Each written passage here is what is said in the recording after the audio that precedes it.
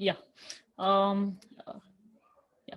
3 weeks back, I have done half part of the Dancing with Qubits book review, and I had covered 6 chapters there. And in the first 6 chapters, author has covered about mathematics.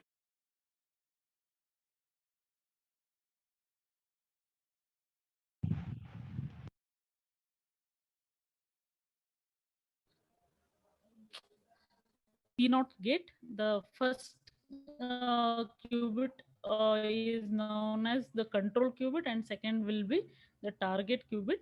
And um, the control, if the control qubit is get 0, then the target qubit will not be changed. If the control qubit is 1, then the target qubit will flip the state. That is, if it is get 0, it will be get 1, and if it is get 1, then it will be get 0. So then we have Toffoli C naught gate. That means we'll be having 3 qubits here, the 2 control qubit and 1 target qubit. So here in this case, if the state of control qubit both are 1, then the target qubit state will be changed. That is the Toffoli gate. Then in chapter 9, he has explained about building a circuit using the gates, how to combine gates, and how to implement it and build the circuit. He has explained. In the circuit, we will be having quantum register and classical register. Quantum register is collection of qubits that is used for computation.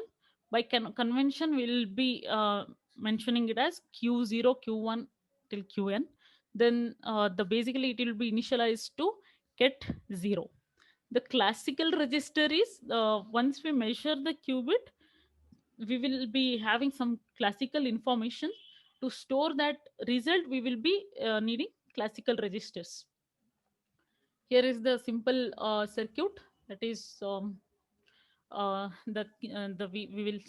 we have started with q0, that is first qubit, and the state is initialized to get 0, and we'll be measuring it, and we'll get the, if we directly measure it without any gates, we'll just get the state as is.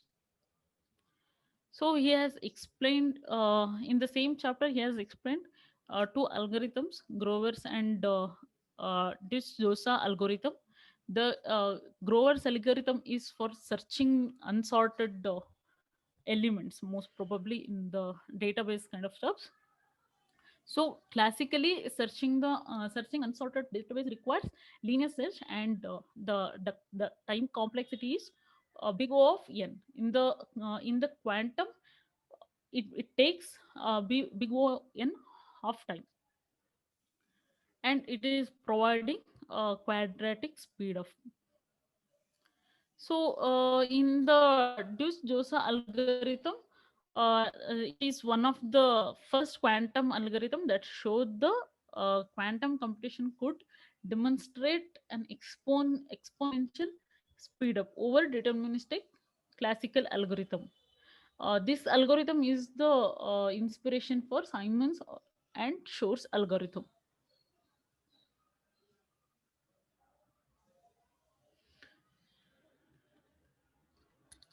Next, we have and the next chapter in he has explained about algorithm. He has mostly taken Shor's algorithm, and he has completely explained the circuit required for that algorithm. So Shor's algorithm is for factoring large integers, that is almost exponentially faster than the classical ones. If the quantum could operate without succumbing to the quantum noise or decoherence phenomena, then it is assumed that Shor's algorithm will break the uh, uh, public key cryptography schemes, such as widely used RSA1. So to explain this Shor's algorithm, he has also taken basics such as phase estimation, uh, quantum Fourier transform, and quantum period finding. So, in the quantum phase estimation algorithm is to estimate the phase of an eigenvector of the unitary operator. The quantum Fourier transform is a critical part of Shor's algorithm and uh, optimized quantum algorithms. So, usually, Fourier transform is used in the areas like signal processing or data compression, and it is the in the quantum Fourier transform is the quantum implementation of the discrete Fourier transform. This is the chapter has a lot of mathematics and a lot of equations and circuits. It is quite heavy also, and he has also mentioned that before reading this chapter, the reader should be aware of the solid understanding of the linear algebra and complex number computation is required.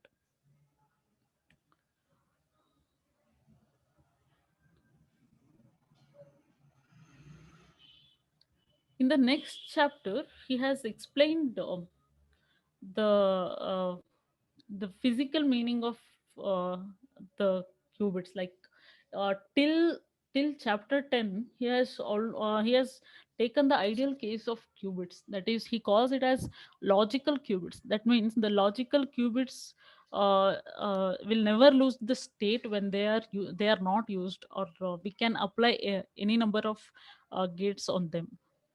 So it is assumed to be working as expected. But in real quantum computers, the fundamental physical implementation of qubits are not as perfect as logical qubits, such a qubits, he has calls it as um, physical qubits.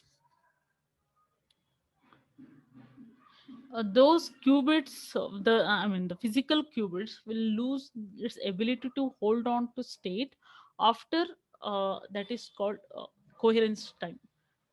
That is called as qubit is decohering. The delay the decay of physical qubits quantum state as long as possible is the goal of computer researchers. The constant work still going on the same thing. Then he goes on explaining the physics behind it, and he has explained light and photon.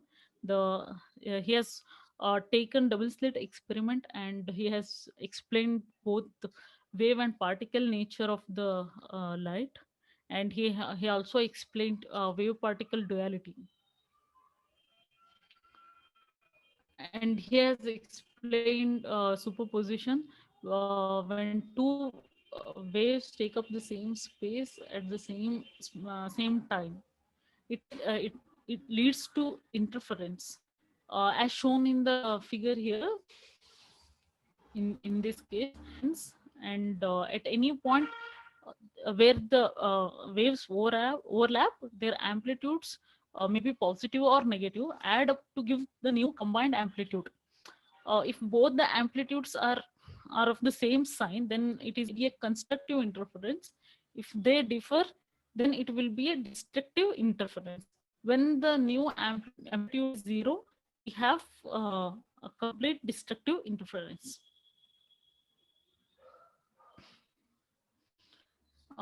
Then he explains decoherence. Then in the quantum computers usually guarantee that exponential speed up in tackling the problems, but using quantum principles like superposition or entanglement. But they are more vulnerable to errors also. These errors may arise from the interaction of qubits with environment, which changes the quantum states, and it maybe because of the changing magnetic or electric fields, radiations from warm objects nearby, or crosstalk between the qubits. Those thus the information stored will be lost. So he goes on explaining the quantum error correction used in computing to protect the quantum information from errors, errors due to such decoherence and other noise. In in the chapter 11, he has ended with the quantum error correction. He has explained more about that also, but I haven't covered all those things here. In the chapter 12, he has added some future related questions. That is, I'm not taking here. Uh, so I'm done with that. Anybody has any questions? Hmm. That's interesting. So, how long did it take for you to read the entire book? Uh, it took 2 months, Sam. 2 months. I mean, of course, like you're spending on and Yeah, off, yeah, yeah. right? It's not like you're reading. Yeah, yeah, of It. course. Ah, Yeah, exactly. Not completely. I didn't even read daily, and moreover, I was not at all aware of any basics. I ah, started with this book itself, okay. and in the starting 6 chapters, it was mathematics, and I had already forgotten all those mathematics, so it Hmm. was complete refreshment for me.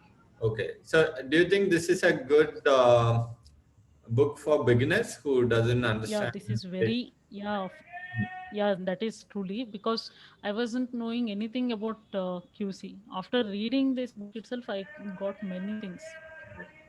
Every beginners, everyone should read this. All right. Hey, Richard asked a question. Can you explain Grover's algorithm again?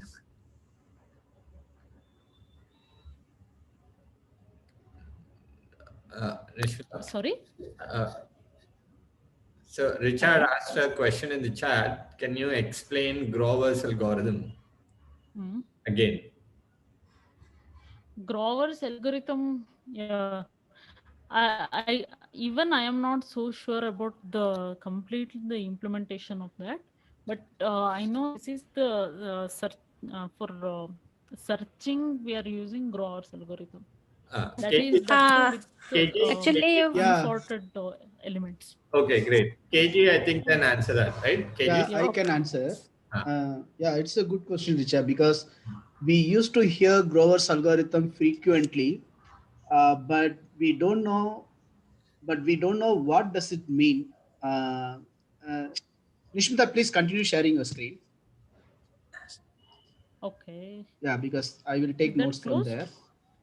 Um, okay, so the One Grover's second. algorithm is the second algorithm or third algorithm to prove the capabilities of quantum computers for uh, performing uh, an operation which is NP hard problem in classical computer, but a feasible solution in the quantum computer because of the parallelism, because the quantum computing or qubit is able to process the data or process the one particular operation in linear uh, complexity rather than exponential complexity, exponential complexity in the classical computer.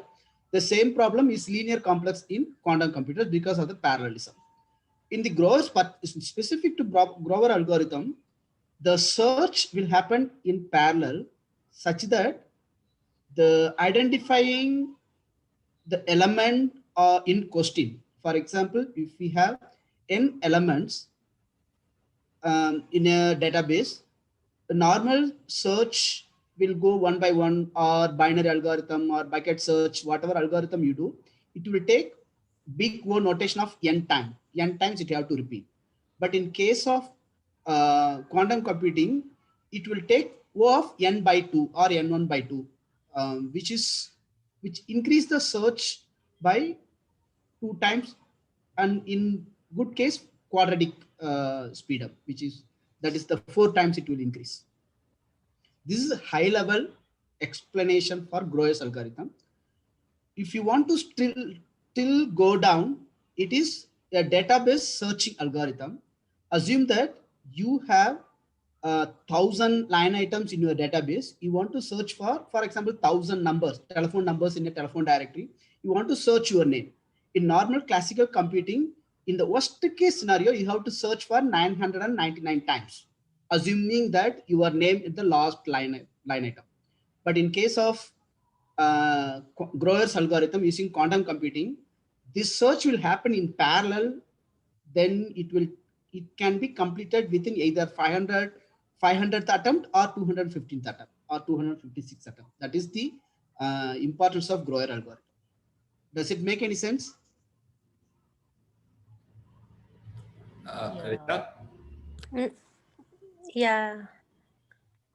I have actually why I asked this one because I have seen somewhere like Grover's algorithm is used for some optimization problem also. So is it the same Grover algorithm or is it a different one? Same. Is it the same? I think Yeah, some same. optimization problem, period finding problems. Exactly. Assume that system of equations, you have 3 variables, x, y, z, you will have 3 equations, right? Assume that you have n variables. Then the system of equations will go n lines, right? N by n matrix. So certain problems can be solved by identifying the row 1 or column row x or rx or cx position.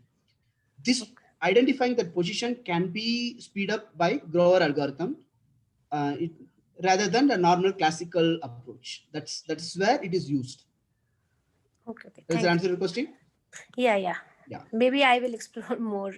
If you explore more where Grover's algorithm applied in the system of equation, this is just matrix format identifying the correct element to speed up the process. Because instead of calculating on all, solving on all elements, if you go to Rx by Cx, then the number of, assume that is a sparse matrix, you are going to perform only selected operations. That identifying the sparse matrix elements can be facilitated by this Grover.